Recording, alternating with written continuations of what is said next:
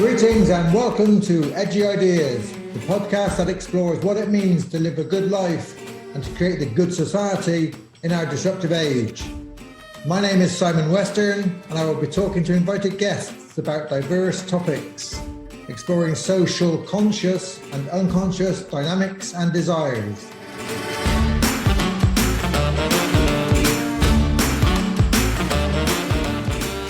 So welcome everybody to this very special episode of Edgy Ideas podcast. Today we are discussing the subject of race, from Martin Luther King to Black Lives Matter, a journey my esteemed guest Kathleen White has travelled. Let me briefly introduce her. Dr Kathleen Pogue White is a psychoanalyst who applies the profession's core knowledge and skills in her multi-sectored work in organisational consulting, exec coaching, and leadership development. Dr. White's practice is based in Manhattan, and she has a vast experience in consulting to multicultural, multinational, and diverse groups and organizations. Her work ranges from Goldman Sachs to the Jewish Board of Family and Children's Services. Dr. White has also many professional affiliations, but to name but a few, she is a founding member and past director of the Program in Organizational Development and Consultation Program at the William Alanson White Institute for Psychology and Psychoanalysis. She is a distinguished member of the International Society for the Psychoanalytic Study of Organisations and an associate of Tavistock Institute. Welcome to Edgy Ideas, Kathy. How are you doing? Well, thank you for having me. I'm doing just fine today. This is maybe the sixth day of 90-degree weather and high humidity. So doing fine under the circumstances. That's hot. How about you? How are you doing? Yeah, I'm very good. We have a rain-free day in Galway, which is nice. So we've been out with the kids all day playing on the beach, and it's been a nice day. Nice. Yeah, nice. Is it warm or is it just? Is it warm?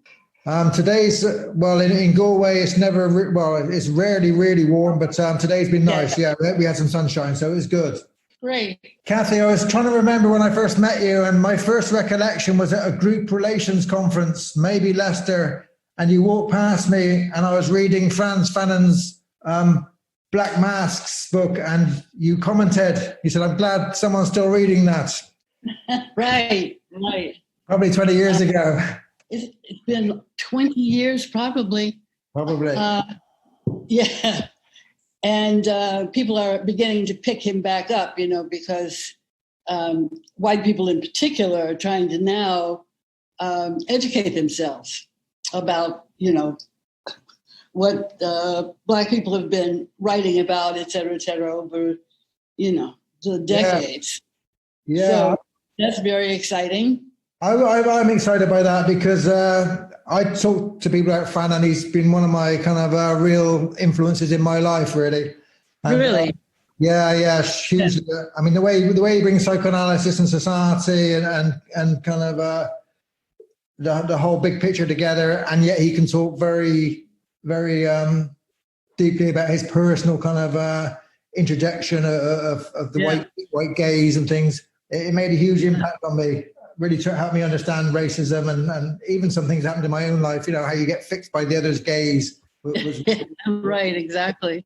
One of the things that I'm working on right now, let me just start by saying when, I'm going to forget his name, Trump, when it was clear that he was going to become president, I started the business of trying to find out the Trump in me, right? Because why project everything out on this guy? We have to do the best we can to keep him from drowning the nation, right? So I found some stuff, I'm a bit of a bully. I like center stage, et cetera, et cetera. Well, right now I'm working on, this would be a Fanon he would give a like to this. I'm working on finding what about me has taken in white supremacy. Wow. Since our country is basically based on a white supremacist ideology, no one could have in America escaped the identification. Yeah. So It's an interesting journey. It's extremely painful, but I think that's the way to go in terms of looking at these big challenges we have ahead of us, right? Especially in working with organizations who are saying, us, white supremacists? Yeah. Yeah. I think that's really, really helpful what you're saying, that, that we all interject, we all take some of this stuff into ourselves, even the worst bits, and we have to kind of look at that and see how it plays out in our own lives to make sense of the bigger picture. Exactly. And then for me, what it does is relieve me of the feeling of being oppressed and down and, lifeless and all like that. It says, oh no, I'm in this like everybody else, right? So this is part of what it is to be belonging to this big group of people. Yeah, I think that's very helpful. And it's quite unusual to hear that people say that. It's very, at the moment, things still become very polarized, don't they? Yes, they do. And so I would say that I have to tell you something about Martin Luther King, but it feels now that it's my mission to say, if you want to end this polarization, you got to look inside first. Sorry. I know it's hard, and I know you don't want to, but you want to blame people, but sorry, that's not the route. But so when I was in first year of college, there was a judge in my neighborhood. I'm from the south side of Chicago.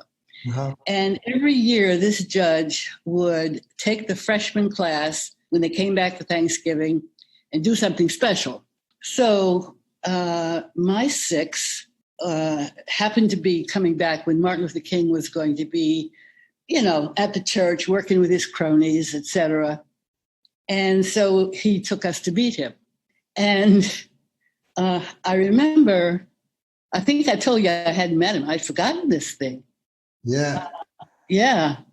So they were sitting, his cronies and himself, they were sitting in a kind of separate area, and they were smoking cigars, they were laughing and joking, carrying on. And we're sitting there kind of waiting, not knowing what's going to happen. And he comes over and jokes with us about what schools we chose, what our aspirations are. Oh, you're not going to do that. Don't tell me that, So it was, as they say in the street, shucking and jiving, right? Which is like, oh my God, this man is playing around with us. How fun. Martin Luther King was playing around with you. My God. Yeah. God. Wow. Well, then at the end, he says, I just want to remind you that the dream is in your hands. Uh-huh. So, I come out of a Jesuit background. So this like, when priests become priests, they get some kind of indelible thing on them. So I feel like I got enlisted somehow, enrolled somehow. So you got inspired, and you got named, and you were called on. Yeah, I was called on. Right. That's something else. That's amazing, and just that's a long journey from Martin Luther King to Black Lives Matter. What are the key things which kind of stand out for you on that journey? You've seen the changes, and what do you think's kind of been going on that journey? Just speak to me a bit about that long period. Yes, indeed. So I was in college in 59, 62, 63. Mm-hmm. And during that time, Martin Luther King had started his marches. So somewhere in the late 50s, he had the first one. By the time I went to college, I became aware of him and the work that he was doing. And of course, got inspired and then got involved and joined the Southern Christian Leadership Conference that marched on Alabama. And then it was the March on Washington. So where I was completely inspired by the idea that that the peaceful engagement with people would make us better people. I was totally there. Yeah. And then the God, what are they called? The 4 deaths occurred. Mm-hmm. So it was John F. Kennedy, Malcolm X, Martin Luther King, and Robert Kennedy, which essentially took out all of my enthusiasm. Yeah. I was like, I was eviscerated. That's a real word. It's like went kind of dead. Yeah.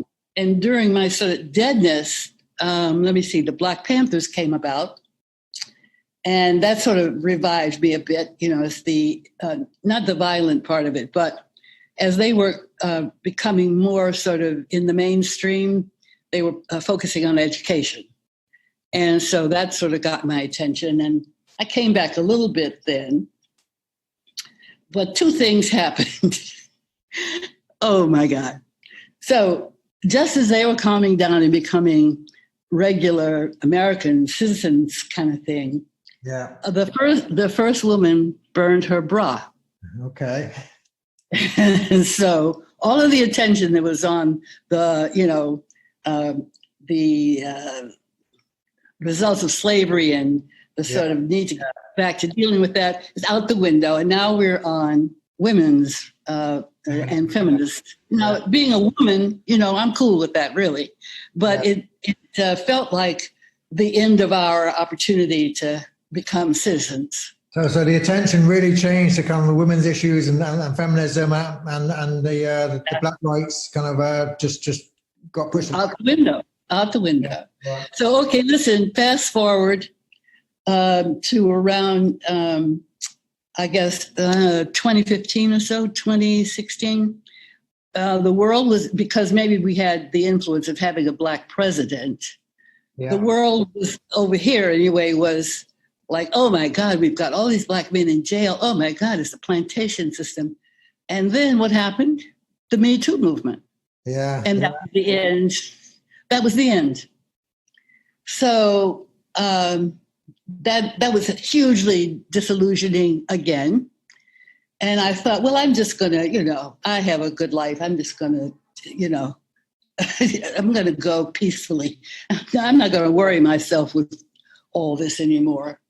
But then George Floyd, you know. Yeah. And it's really alive now. I mean, it's perhaps more international than it's ever been. That's very interesting to me. That's what makes it successful, that everybody has their version of Black lives, right? Yeah. Oh, people who are oppressed. And since the projection came out of America, that's an American problem. That's America with racism. So that was a projection. Global projection into us is now finished, and everybody's sort of claiming their own situation in their part of the world, right? It's just fantastic. So this journey has been full of hope, full of despair, hope once again, despair once again. And now I am back on the hope road. That's good. I was reading Martin Luther King today, and one of his quotes was, "We must accept finite disappointments, but never lose infinite hope." So right. We're tuning into Martin Luther again. Yeah. It's quite interesting, isn't it? How wider societal issues really impact that hope. At times denting it, at times bringing it to life. Right. It is, and I think COVID had something to do with it. I think, sort of the colloquial thing is Mother Nature made us pay attention to global warming and the way we're treating the planet by knocking us all flat. And something I think happened in our collective psychology that made looking at ourselves less painful, less horrible, less undoable, or more doable. Yeah. No, I think you're right. It seemed to amplify that reflective capacity and kind of just stop us in our tracks and allow us to kind of reflect on kind of where we are, what we are, who we are, how we are with each other. Exactly. And the experience of shame and guilt a bit, but shame and guilt, I think, was available for all of us to be feeling, because we actually had let the planet almost die, right? We did this. Yeah. We did this. Yeah. And so taking responsibility and accountability for it is the only thing one can do right now, is to say, yeah, right, we did this, and maybe we can undo this, right? Maybe. Yeah. I think that's right. I think there's a real, like a chink, an opportunity, and now's the time to really fight and step into that place. Right. I'm interested in before we started this live recording, you said you're busier than ever because people are really paying attention to Black Lives Matter and in their workplaces. Right. What are you finding when you're doing your consulting and your coaching work at the moment in own organizations? I mean, what are the responses in America to this? The first and most prominent is mea culpa. Yeah. Look at what we've done for 400 years. So that sort of is coming into people's awareness. And so I'm not so cynical about that. I would have been like a year ago. Mm-hmm. But we have something to repair in how we've treated people, indigenous people, people of color, et cetera, et cetera. We've got to work on it so that people now notice that it's real, I think is okay with me.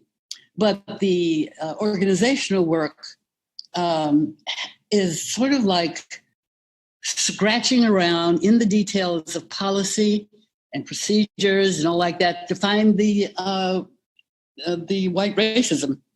And by the way, I go in talking about the DNA in American organizations is white supremacist. And so that is not, let me think, that's heard. It's okay. It's okay for that to be my premise. And that would have been impossible to say 12 months ago, wouldn't it? Oh my God. You've been thrown out here, yeah? Yeah, it would not have. So I would have been thrown out of the office or put in the loony bin, Yeah. But white supremacist isn't uncomprehensible when you think about our founding fathers. Were white, and they raped the world, the land. They killed off all the hoo-hoos and all the other people who they enslaved. It's like, that's who we were. That's who we are, right? Yeah. So anyway, there's permission for me to say stuff like that in organizations now. Yeah. And since I'm not like pointing a finger, I'm saying it's DNA, and can we find the DNA? Of course we can, So it's a lot of rethinking of policies that exclude people. Yeah. And policies that only certain people benefit from. Some of this is class and some of this is, race. And it's all, one big problem of domination. Yeah. Yeah. That's what really interested me about Martin Luther King and then the kind of work on intersectionality with Kimberly Williams Crenshaw. Just bringing together like the class, the economics of it, the kind of the gender, the race, and I'm really trying to make sense of it rather than just polarizing it between white and black. It's kind of it's more complex, isn't it? More texture to it. Because, I've been saying and feel very strongly for a long time that the animosity between black and white in America is a social defense against looking at, first of all, looking at the sin of slavery, but looking at the differences that we actually are. This whole melting pot idea was a cover story for bad practice and corruption and all that kind of thing. So I think that social defense is broken down. Yeah. I don't think people think in black and white anymore, not as the problem, if you know what I mean. Mm-hmm. The problem is hierarchy and power and oppressive power. It's different from white people don't like black people. Yeah. There's a nice thing out, though. I wish I could quote it for you, but it's research that says that white people actually don't hate black people. White people are afraid of black skin. There's some, it's primitive. I don't know what, being locked in the womb someplace with all that darkness, something. Yeah. So. Yeah, no, I read something similar about the difference between, I forgot which author it was, there's so many, but between Jewish racism and black racism. Yeah. And it was about that fear of the black skin. And again, Fanon, he talked about when he was fixed by the gays, about being reduced by the white gays to tom-toms and to savagery and all the things which are projected onto that black skin. And I think some of that's still there today, isn't it? Certainly is. It certainly is. And one of the things that's beginning to happen over here a bit, basically in my circle of professional colleagues, Jewish people are beginning to talk about passing for white. Yeah. Trying to take back what they had to do to survive, whatever. But also saying, look, if you look closely, I actually have dark skin. I don't look like white people when you look at my pigment. Yeah. So very interesting stuff going on. Makes me so happy. So it makes me so happy I can't describe it. Yeah, there's hope again. There's hope again. And what's happening in regards to Hispanic community and the indigenous community, the Native Americans, in relation to Black Lives Matter? How does that work out? Well, there is a bit of a movement. I'm not going to get the letters right, but it's Black, Indigenous, and Asian population. So there's a group with that acronym that makes that is trying to say it's really people of color. It's really people who are different from the Anglo-Saxon stereotype. Non-whites. Yeah. Yeah. And that we have to be careful not to discriminate among ourselves. And that feels very encouraging also. But I had a friend once, a Hispanic woman, say, it'll be centuries before we have an Hispanic leader. Really? So her feeling is that her group is quite unnoticed. Yeah. Although there are some prominent politicians standing up now, aren't there? Yes, they are, but they don't seem to be the right stripe. It's some of them, and it's like, oh, please go away. Yeah. What's happening in the world? What's happening in London? Oh, you're not in London. What's happening in your small town? Has anybody done Black Lives Matter? Yeah, it's been talked about there. I mean, I live on the west coast of Ireland, which is, I live in an interesting, it's a city, Galway city, so it's actually quite diverse. I think it's one of the most diverse cities in Ireland. So it's nothing like London or New York, of course, but there is. People come from all over to learn language, and it attracts people from the arts and different. It's a very artistic sort of cultural place. So we get a nice mix. We have friends from all over, and that's interesting. Yeah. I mean, what we see happening here is people are talking about it. So in Ireland, the traditional racism was against the traveller community. The white, the travellers were what would be known as gypsies. People who lived on the road. They suffered terrible racism over the years, and that question's come to the fore again. So it's kind of interesting that people are looking at racism within Ireland. And there are Black voices speaking up in Dublin and the capital, and they're being invited to speak where they wouldn't have been invited to speak before about their experience. So it's come alive everywhere. I think in London, and I watch this soccer. We're all soccer mad. I am English, and before every game, every player takes a knee now. Oh, yes. Yeah, it's amazing, So you have every player before every match. Oh, that must be chillingly impressive, right? Really impressive, and of course there's a lot of black soccer players, So Yeah. yeah, it's really quite moving. Yes. Oh, I haven't watched soccer for a while because of the can't go in restaurants. Yeah. And so that's where I watched the soccer in the restaurant, but not at home. So I should go back to looking at it here. Yeah. And and you're a psychoanalyst, and can you tell our listeners a little bit about kind of what you think psychoanalysis brings to this discussion and debate and thinking in relation to racism and Black Lives Matter? Well, psychoanalysis has to do what we were talking about earlier. It has to unhook internally its own white supremacy.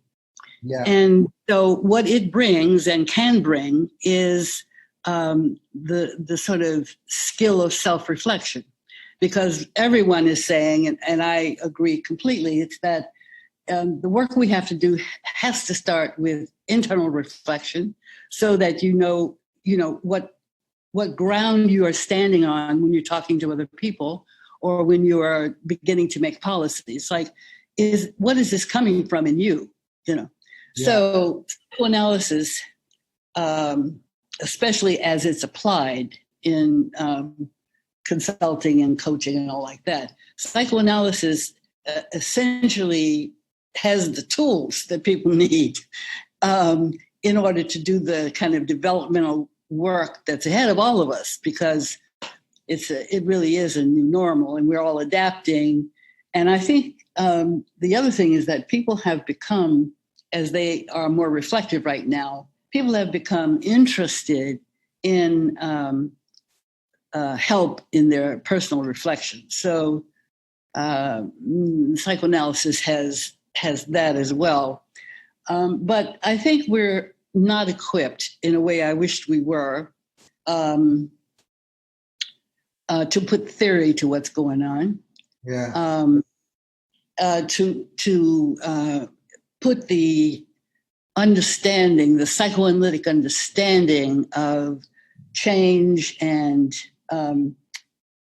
weird behavior. I'm thinking about our current presidents. Like, we couldn't help the world understand what we have been contending with. And why we couldn't, I think, is because there was only one group of people, analysts, who took a shot at trying to discuss the problem of narcissism and all like that. But it didn't go too far. So in a sense, psychoanalysis didn't help us in this troubled time. No. With politics, yeah. And I think, my reflection, I check out with you, but is it psychological and psychoanalytical societies and organizations haven't had a great track record in racism and within their own organizations. I mean, what would you say about that? Totally right. It's like there are 3 analytic institutes right now that I'm working with on this issue. That, why don't you have more people of color, more indigenous people interested in psychoanalysis? It's because you folks are white supremacists and who wants to work with you? Yeah. So, yeah, that conversation is on also. But unlike in my organizational work, especially in the profit sector, the analysts are still feeling holier than thou, mostly. And so the idea that they are holding kind of anti-humane feelings is just beyond. It's beyond the beyond. But they do want to not go out of business. Of course. And so the idea that, there's a whole set of people out there that you don't reach. Yeah. And, the analytic institutes are pulling in 5 and 8 and 7 candidates a year, which is not sustainable, really. No, no. And So, you can get people's attention on that score of, you're dying out. What's the problem with you? And there are so many people who could use this training who then could help so many more people. Yeah, but only if they get the training to kind of be relevant and be engaged in societal kind of change. Absolutely. Yeah, absolutely. I was telling somebody in one of the organizations about the TAVI having gone out into the streets essentially with social dreaming. Yes, which I thought was a brilliant idea. It's like, so I've been helping the frontline people by phone and by Zoom. Yeah. But we could have gone out there in the streets, really, and say, for 5 cents, you can come talk to a shrink. We could have done something. Yeah, and it is happening in France. They initiated this a few years ago. Jacques-Alain Miller, the Lacanian analyst, he started clinics, and it was it's been really, really interesting that they, in 4 or 5 cities now, they've got free clinics where people can come free, and the analysts, they work together. And what's very interesting is just how much they're learning from that, how much the analysts are learning from that. Analysts are learning. And God forbid that analysts have to learn. We have this ideal self that says we know everything. We're on top of everything. We've been analyzed, so there's no more to learn. It is pathetic when you see it in operation. So I was in a meeting just before you and I went on with an institute that was having its town hall, and the subject matter came up around low-cost psychoanalysis, and there was a kind of agreement around that. Well, if you can't pay for an analysis, you need an analysis. Yeah. It's like there's no way around the money that's tied to doing psychoanalysis. So the idea of a free clinic, I don't think it'll happen over here in any time soon. Yeah, we have plenty of low-cost clinics, but even that's too much for some people when you think about it. Sure, well, it is, and the experience of France is exactly that. What does it mean to do analysis without a payment? And it makes you question everything, and it's made them very creative. They do shorter sessions. But it's just it kind of makes them really think. And I went to a couple of conferences discussing it, and it's very, very interesting how it makes you question your own practice and what can be done, and how you can be creative. And right, exactly. Well, and also COVID has really brought it home that you had to be creative, or you just get your knitting out. That's right. Yeah. Many analysts who said they'd never work online have changed their tune. I'm telling you. And another meeting I was at early this morning, older analysts who represent many of the national institutes, meeting to think about what is analytic education in the time of COVID. And one of the things we got onto was that, well, the younger analysts, no problem. They're going to figure out how to do psychoanalysis virtually. But the older analysts, who turn out to be the supervisors of these young folks who are going to figure it out, there's a worry that they will be condescending. And, it's like, well, you're not really doing analysis. So, you're wasting my time in supervision. It's a worry, Yeah. No, the analytic community has a lot to change. I was reading Stavrakakis. He's a Greek analyst, and he talks about how in this age of populism, how the other is stealing our enjoyments, our unconscious enjoyments. Right. I thought that was very interesting to think about how the immigrants or the Black or the Hispanic or the traveler is positioned by these populists to kind of steal our enjoyment. Like if only they go away, then we'd have nirvana. We'd have our life back. Yeah. That's what Americans want, the fantasized old world. Yeah. The antebellum South. Yeah. Which is the fantasy we have to traverse, and I think as analysts we really have to do that work in our own communities to really absolutely really and take it out into the real world. So there is a place called the Harlem Family Institute, which is in Harlem, and its training methodologies have to do with teaching people how to work in community with psychoanalytic concepts.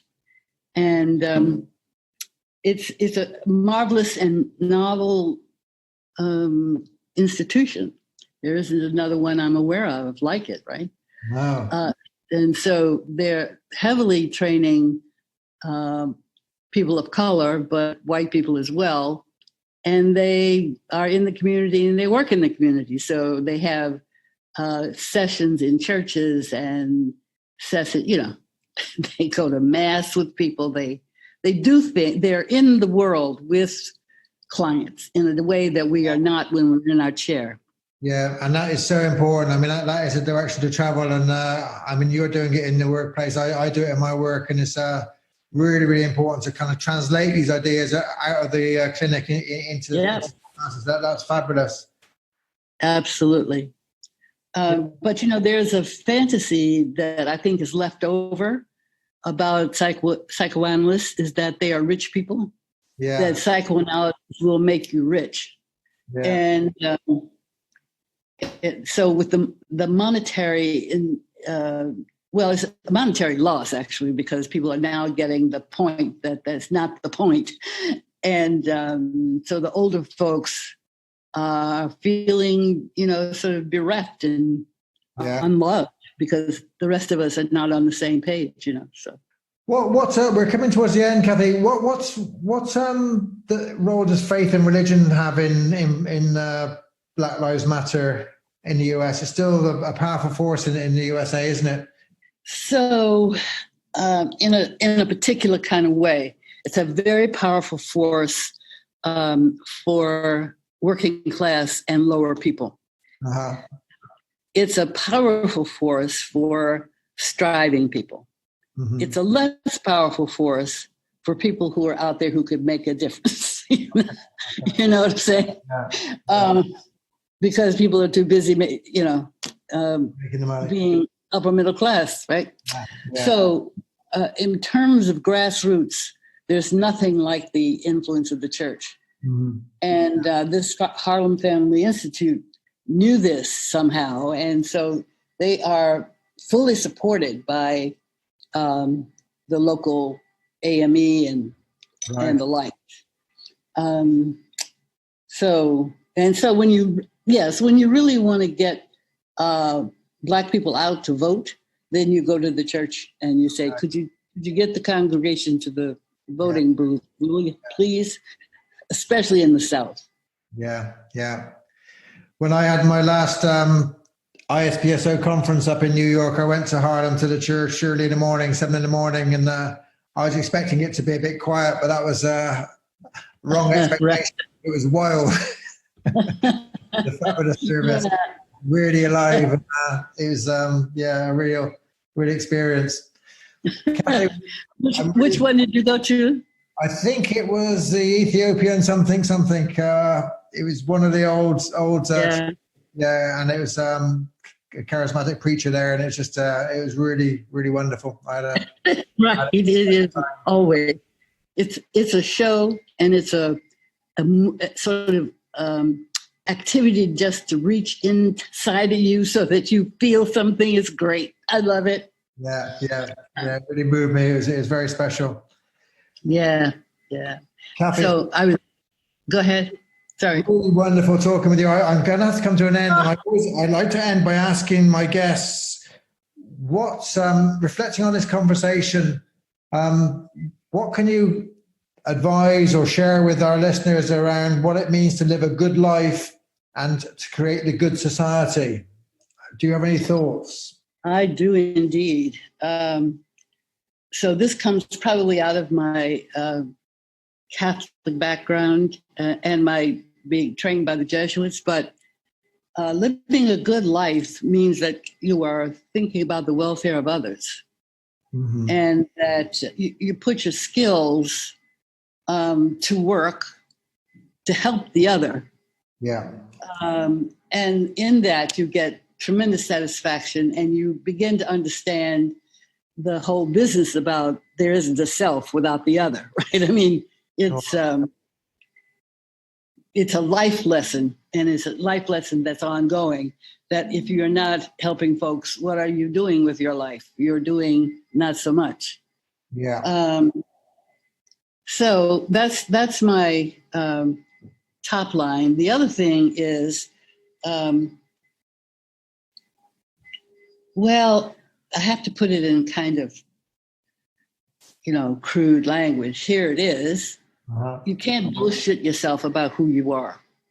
Okay. So getting right with yourself about, not only your foibles, but all of your wonderful bits that you're not using because of whatever. Knowing who you are is critical to being able to help other people, right? So in order to do the second one, you have to get the first one done. So that's kind of how I feel. I really like that. So you can't bullshit yourself about who you are and then go out and give service to people. That's a wonderful way to end. Kathy, it's been a real thank you so much for sharing your wisdom. It's been beautiful. Thank you very much. I've enjoyed this tremendously and learned something too. Okay, honey. You take care. Thank you. Bye-bye. You too. Bye.